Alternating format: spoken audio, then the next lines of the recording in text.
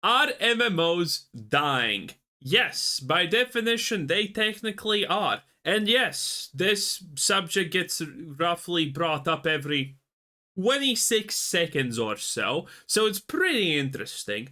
But with World of Warcraft actually being close to collapse this time, and it deserving to collapse, I think this is gonna be interesting. Mum says it's my turn to make the RMMOs dying video this month. Hello, I'm Josh Dreyfus. I make videos about MMORPGs. Unfortunately, because the player base of MMOs tends to be slightly older and slightly more jaded, one of the most popular types of videos in this genre is the RMMOs dying video. We seem to get one every few months. I have heard this excuse that, oh, older people play MMOs, they're all jaded. No, not really. Every game gets played by a lot of older people nowadays, and it's completely normal. It's usually a similar flavour of doom and gloom and pining for the past and missing the days gone by. Now, everything has been discussed, from nostalgia to the economic climate the early games released into, the early novelty of online chat rooms, the rise of pay-to-win mechanics, too many MMOs cannibalising the rather finite player base, kids preferring faster-paced matchmaking games, group finders replacing over... He's effectively calling the kids retarded. And I could not agree more, obviously. World community focus with digital waiting rooms, most angles of MMO change have already been covered by many creators. Now, these creators are talented, passionate and knowledgeable people. They're not wrong with their critiques of how the genre has changed and the way we experience MMOs, and the dominance they once had over the online landscape has definitely changed from birth to now. We're not in high school anymore. Those endless late nights of guild runs on TeamSpeak are a memory. Most of us have responsibilities, but I don't think it's...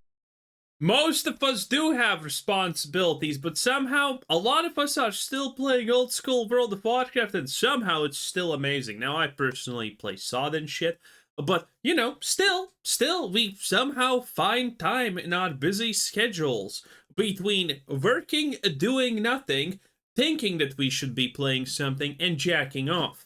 Somehow, a lot of us still manage to put it in, you know, metaphorically speaking, I guess.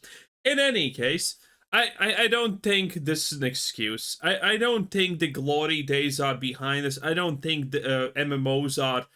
The fact that old MMOs were better previously is just some kind of diluted memory from the past, from when you were a kid and everything was better. Now, it's true, when you were young, life was better. You didn't have to worry about the complicated things. You just had to worry about your family falling apart because your dad was a drunk. That's it. Normal stuff. But nowadays, there's bills, and now you are the drunk that's wrecking the family. It is what it is. But still, people play old school World of Warcraft, and they love it. And it's way more popular. Well, it's not actually way more popular than retail, for example, but people care about it more, and people still play it. Which means we are not delusional in thinking the games previously were better. We are right. It's nostalgia to blame, and I don't think the genre is dying. You need only look at the success of the World of Warcraft OnlyFans guild drama and its stranglehold on livestream fails, or the constant push for Ashes of Creation, or the return of the player base every time Final Fantasy XIV has an expansion. People actively want these types of games to exist. They want to play them. But one angle I'd like to consider in relation to the modern MMOs' decline and their launch is audience expectations of what kind of experience a new MMO will give them in relation to the experience they've had in an old one. Audience expectations of what this genre is and what games launching into it need to provide from day one are becoming unrealistic. I think we're reaching a theoretical stagnation point, and we now go through cycles of player base burnout, meaning expansion into other games, and then contraction back into the main successful few, with each cycle of burnout, expansion and contraction killing off the small... This is a pretty good representation of stuff. A lot of people don't play Guild Wars, even though it's an amazing game. It's actually not vertical progression, but it's horizontal progression. Every piece of endgame gear that you acquire has meaning, and it doesn't matter if it just came out, as in a new expansion that's 10 years after the release of the game, or is it 10 years old. It still probably is useful in some way. which is honestly amazing and not ever talked about. Now, admittedly, I do think Guild Wars has other problems, but still. Runescape is a staple. Final Fantasy, I tried to play it, couldn't get the rogue class, decided, fuck this, I'm out, baby. World of Warcraft, retail is... Dude, we need to look into World of Warcraft because, again, World of Warcraft is currently actually close to collapse. Now, I know I have been memeing about it previously, but every time I say it's a joke because it's not true. This time, though, it is true. Because World of Warcraft has suffered through, I don't know, 4 failed expansions. Then there was Dragonflight that people kind of liked. But again, no one's excited about it because it's gay and lame.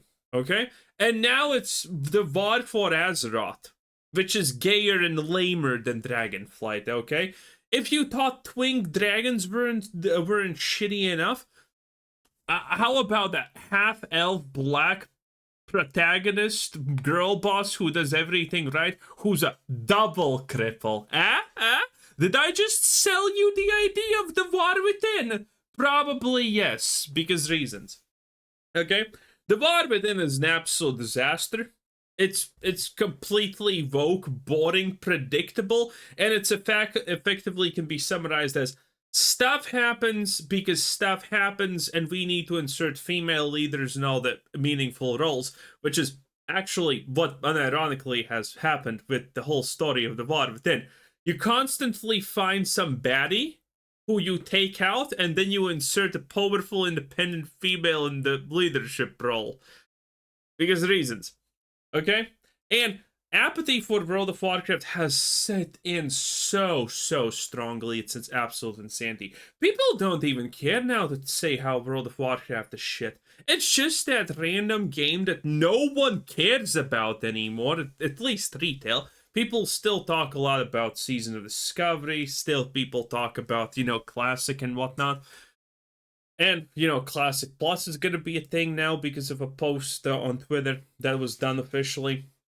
But retail? No one gives a shit what's happening with retail. Some people just play it because they're bored and that's it. And the moment they find something even slightly more interesting, they're fucking out. They don't care about it. They just play because they know it.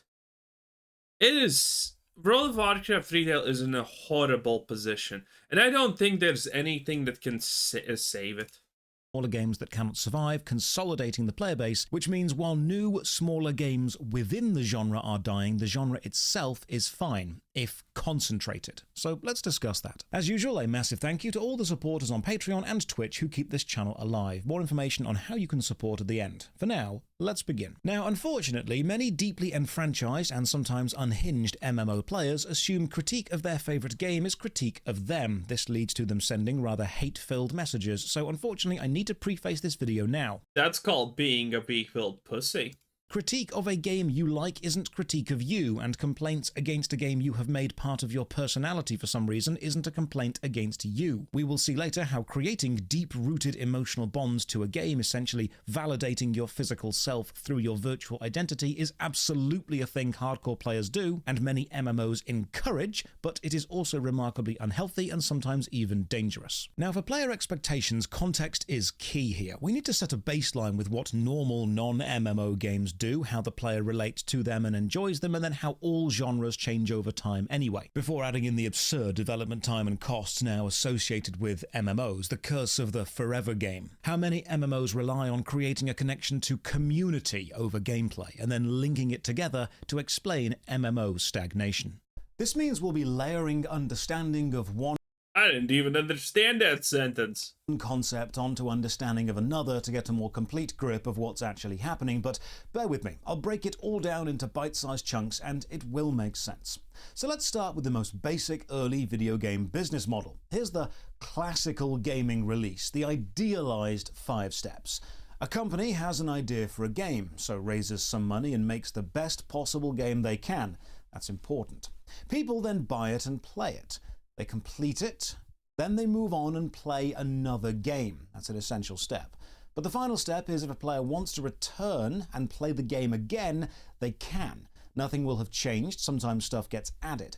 Your life situation and the involvement of others will of course have changed from the first time you played it to now, but the game experience itself will not. That won't have changed too much at all. Okay, so modern game. He's gonna tell us that modern games are this minus 4 and 5 is aggressive. Now, I've simplified this to an absurd degree, but each step in this classical idealistic process actually has a rather strong benefit to the player. The company raises money and makes the game, and once it's made, that's kind of it. The game releases, yes, you'll have marketing and maybe some support staff, but it's usually money invested, game made, investment recouped by selling the game and the game being good. So there's a rather vested interest in the game being good because the quality of the game will become the main income point. Better games tend to sell more. Microtransactions come later. For now, the sale of the game is the main income. People buy the game, usually a one-time purchase, then they own the game. They can play it on any console which can run it or install it on several computers. If it's on their shelf, it's theirs. Play at your own pace. The simplicity of this is beautiful. There's no fear of missing out, no time-limited offers, no pressure to finish within a month. It's your game. Play it when you like. And call me archaic, but I quite like this system. Then the player completes the game. The game has a story arc, a beginning, a mechanical or narrative interesting middle bit, and then a satisfying ending. Loose ends are tied up. The credits roll. That's one hot ass, by the way. The art is over. It doesn't need to drag on for the sake of dragging on. It is exactly as long as it needs to be to keep the quality as high as it can. Then, and this is important, players move on and play other games. The game wants a set amount of your time, it will give you a set experience, and once you've had that experience, off you go. Experience other games. Enjoy variety. The key point is the game doesn't benefit from keeping you around any longer because it can't gain any more money out of you. It's not harmed if you go and play other games. And if you do want to return to this game in the future, that's fine too, like reading a favourite old book or watching a favourite old film. Stability can be nice. Sometimes nostalgia even holds up. I have a whole second channel about reviewing older games through a modern lens. I've even discovered some games I've never played that I now really enjoy. That's the classical ideal of making a video game. But MMOs sort of changed this formula, refining it, and not for the better, because it shares a lot in similarity. Well, almost all games have changed this. I mean, most single-player games have some kind of multiplayer element added to them in a lot of cases, just for higher player retention and whatnot. Space Marine 2 has a multiplayer, not because it needs to, but just because it's additive stuff, and if people like the game, they can keep playing it if they want. A lot of stuff like that. With a casino. You can't really map the steps of normal game design onto an MMO because they are both trying to gain different things from the players. It's no longer about being a good game as much as it is about being a good enough game which holds an online community. And then the connections the players form to the experience as a whole keeps them around. They become citizens and heroes of a virtual world, with all the emotional investment and parasocial attachment that brings. They're not just people playing a game they'll move on from. They are customers and denizens of your online virtual reality, and will stay that way for as long as you can keep them there. The initial sales of an MMO are no longer the primary income source for the game, and this has a knock-on effect on just about everything. First off, the money needed to make a new MMO is just astronomical. Players expect a new game to release with a similar amount of content to other... To be fair, that's true, but I don't honestly understand.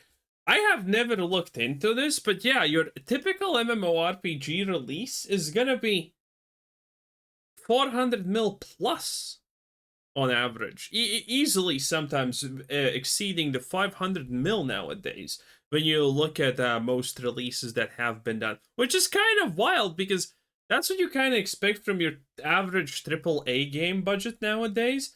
But for MMORPGs, it's always like that, and sometimes it's not even good. It's sometimes not even made by a AAA studio. Like, why is it so expensive? Yeah, you're making a multiplayer game, but it's the same idea as a... I don't know. Why is it so much more expensive always? Like, is there some kind of fucking magical engine that you need to always use to make an MMORPG? Like, why? Why are they always expensive? Why do we never hear about something that doesn't cost a lot of money? Okay? already established games, which is simply unrealistic. If another game has been out for 10 years, it has had 10 years worth of growth. A new game will not. But players keep demanding it, and companies keep trying to develop it, and development costs go up and up and up, which means they have a vested interest in gaining more and more and more money from you. This leads to a situation where you don't just buy it and play it. You buy it, subscribe to it. I don't subscribe to that idea. He's effectively saying that a new game cannot succeed unless you have, all the same features that World of Warcraft has. But World of Warcraft has no features, for example. If we use World of Warcraft as an example, by the way, what does it have? It has borrowed power systems that mill around and change every expansion, and that's pretty much it. And that is most games. Games don't have a set amount of stuff that you need to have in them, so people play it, okay? Throne and Liberty is a great example. That game came out pretty successful. It had minuses. It was successful in any regard. Now it's kind of dropping off hard because, people want a new expansion. That's pretty much it. But it released with effectively nothing that, for example, World of Warcraft had. And again, I'm going to be using constantly World of Warcraft as an example here because we have World of Warcraft Classic that has none of the shit that new games come out with. It has none of the mechanics, has none of the concepts, and it's still successful some magically how, right? And we have Retail that has a lot of things, but it doesn't matter. There are constantly games that come out, don't have any of the big things that people ideas like this encompass, and they are still successful. Why? Because people don't you're releasing a thing for people to play. That means that they have to level up, get the gear to do the endgame content, do the endgame content, and after that point you need to start adding new content. That's the key. A lot of people don't play Runescape 3 and World of Warcraft because, well, Retail at least, because it's like, where do you even start? There's literally 50 billion things that you can do, should be doing, and you have no idea which is a time waste or not, okay? Too many concepts kind of ruin the game also. To it and possibly buy the additional battle pass or in-game premium currency or cosmetics or physical collector's edition with exclusive in-game stuff, and now each of these things could be a video unto itself. But the biggest effect of Oh damn, I have played this. Is this Terra Online? Oh no.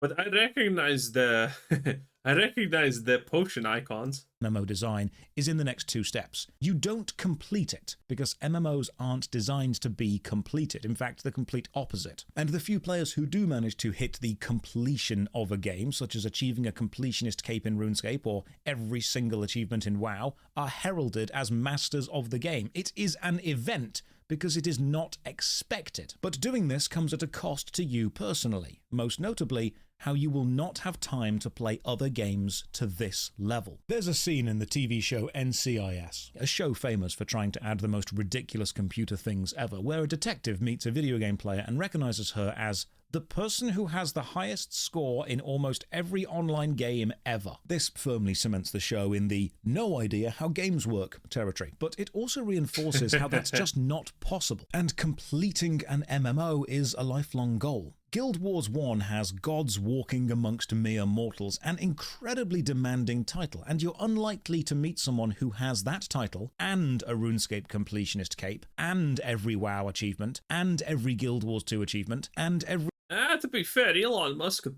buy all of this pretty easily. Elder Scrolls Online achievement, because those achievements have surpassed what we would consider traditional video game achievements and are... Okay, true, but honestly, what the fuck does this matter? You understand that a person who has done this much of anything is like 1 in a million players, roughly? Well, okay, probably less, but you understand the point. This is a literal thing that concerns no one watching this video. Are encroaching onto the professional of a hobby area. But it's highly likely you could meet someone who has completed and platinumed every Tomb Raider game, because the design and the time demands of the games are different. Those games don't benefit from keeping you around once you have seen everything they have to offer. MMOs do. So from a company's point of view, the ideal MMO player picks a game and sticks with it because an addicted player, an enfranchised player, has the potential to become a whale, a high-spending individual. We've looked before at how whale hunting is a gaming science, with so many MMOs incentivized to add more content, more challenges, more stuff, just to keep those whales on their game. Which tracks, because the kind of person who is going to get deeply involved into an MMORPG is often the kind of player who enjoys having a lot of content to experience. And if content is then king, older games have the crown. Because older MMO games have an absolute ton of content by virtue of simply being around longer and having more time to add stuff. The original EverQuest, as of this video, has 31 full expansions. If a new MMO released an expansion every 6 months, it wouldn't catch up in 15 years. Okay. How many of these names can we actually attribute to other games? The Serpent Spine. The Buried Sea. That not World of Warcraft? Secrets of Fate. Okay. Seeds of Destruction. Underfoot. House of Thule. Wait, oh, because this is a D&D thing. I think House of Thule is a D&D thing. Could be wrong. Veil of Alaris. Reign of Fear, Call of the Forsaken, the Darkened Sea, the Broken Mirror, Empires of Kunar, a Ring of Scale, the Burning Lands, almost the Burning Legion, Torment of Valius, Claws of Vishan, a Torrent of... Okay, now they're just making names that sound stupid, okay? But man, damn. Now, this amount of content takes years to make and should not be expected straight out of the gate, but it has been normalized as expected. And this is where audience expectations comes in, because what an MMO player often wants, years of content and fleshed out endgame, is not provided by newer games as much as older games, simply because they... Wait, this is old school RuneScape. Again, the problem with things like this is the fact that people are now afraid to play old school RuneScape because, what exactly are supposed to do in this game? Look at this. These are all bosses. They haven't got to that point yet. Consider what different players want. Some want graphics, some want combat, some want PvP, some want epic storylines, fantasy, sci-fi, some want deep... If you're over 30, you don't want PvP anymore. ...mechanics. Well, at least not through PvP. What a player wants will change. You just want to stand there in front of Karajan and kill Alliance.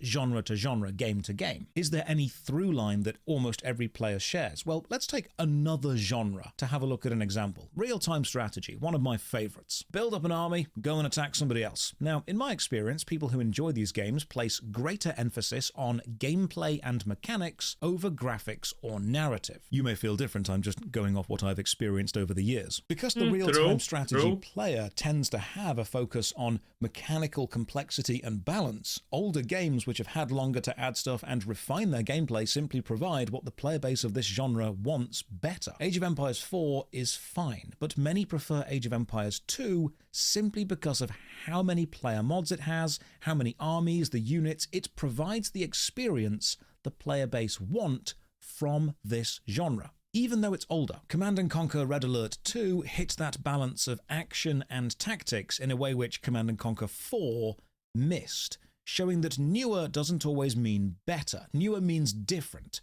and sometimes that difference is not an improvement. Companies may... True. Command Conquer, Red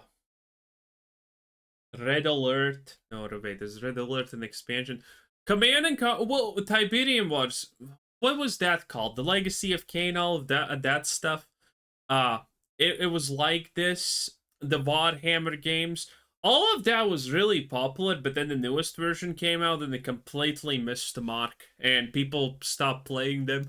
Realize, hey, we've not had a real-time strategy game in a while, then instead of looking at what real-time strategy players actually want in a game, they look at what modern gaming is as a whole, then try and force that kind of audience into a vaguely real-time strategy-shaped game. Then they wonder why their newer game doesn't appeal to an established older player base. If what your core audience want is already being delivered to them, what is going to make them come to your game and stay if it doesn't deliver that? Now, Nostalgia is absolutely a factor in this, of course, but going in depth on that psychological draw is a whole different video. So let's just agree nostalgia is a factor in deciding what game to play, but audience expectation is the focus here. To circle back to MMOs, we then need to ask, what does an MMO player What does an MMO player want? Well, let me tell you right now, not this. Here. Okay?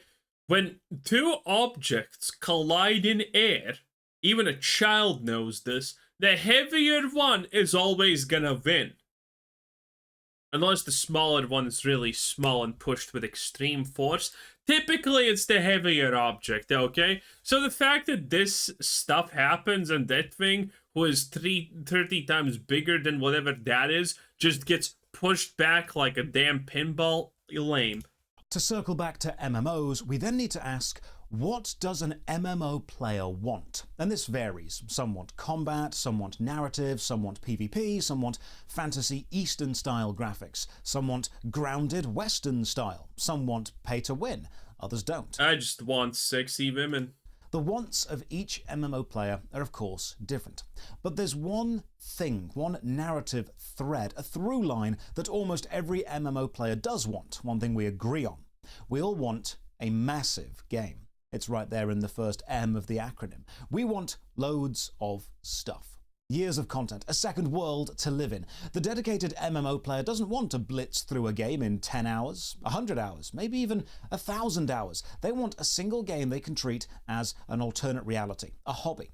And it's this combination of player investment, burnout, and expectations for what the game can give, which leads to this inevitable cycle. A player finds an MMORPG game they like. They invest in it, play it for weeks, months, or years, sink a load of their free time into it, and the nature of MMO design encourages this. It facilitates it. It releases more content, more grinds, more long-term goals. And this is great. The mechanics of the game may not be the greatest, but the mechanics are secondary to the experience as a whole, because the player has formed friendships, bonds, guilds. They've become known within the community. The game becomes more than a game to them. It becomes a home. But eventually, the design of endless grind will cause a player to burn out and fancy a change, if only for a little bit. As lovely as home is, we all like a holiday. And so they swap games. But on average, studies have shown they only swap games for a bit before coming home. Much like a holiday, it's not permanent. They will try a new game, and suddenly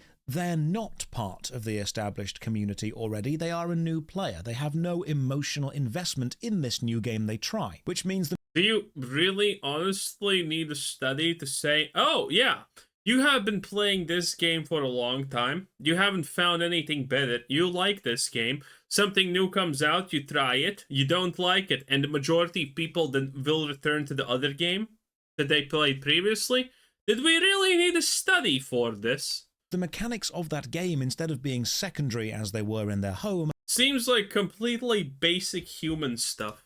are now the focus on their holiday. And they question, is this fun to play without friends? Is it a good game without all of the supporting lifestyle and connections that we've made? Does it stand up without nostalgia? Much like how making friends as an adult is far harder than making friends as a kid, interaction with other players in this new game to you becomes sparse, it becomes difficult. You don't want to put the emotional time, energy and investment into building an entire new friendship group up again, and now the game needs to shine on its own mechanical merits, which sets up a bit of a paradox. We judge our favourite MMORPG heavily off the emotional experiences we had within it, and we judge newer games off the mechanical experiences we have within them. Now, some people may indeed find a new game they actually prefer by doing this, but the call to your home is only ever one expansion away, one new raid, one new class revealed, and then your holiday ends, your emotional connection kicks back in, and you want to return to familiar ground with familiar faces and familiar mechanics. Back to Remember this expansion when the dragons became pets that you ride because reasons?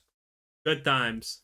familiar faces and familiar mechanics. Back to what you know. As nice as novelty is, familiarity is a soft, comforting blanket. Other genres experience this too. However many racing games release, I will still prefer Burnout 3 on the PS2 or SSX Tricky. However many first-person shooters we get, I'll always enjoy Unreal Tournament or the original Modern Warfare Bro, so true. too, because they provide the experience that I want. But unlike those games, which can still exist with no player base, This map, boys. How many of you just exactly this place?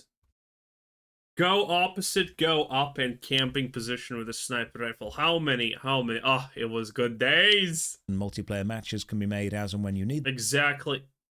Wait, what? MMO You not get that? Well, okay. So this is a newer version of the game, but it meant the old one. Good times. do need a player base to survive because they have ongoing hosting costs, or any new player that arrives will just instantly leave when they realize there's no one around. This is where the effective culling of the player base caused by the expansion and contraction phenomenon we'll look at in a second effectively happens. Let's visualize this. Imagine Expansion and contracting phenomenon? Okay, listen, John Strive Hayes, I think we're done here. Expansion? Bro, who needs a PhD to talk about MMOs dying? I mean, we're just living our lives here, boys. Okay, anyway, that was John Strive Hayes, 10 out of 10. Get your PhD in MMOs dying right here, I guess. Bye.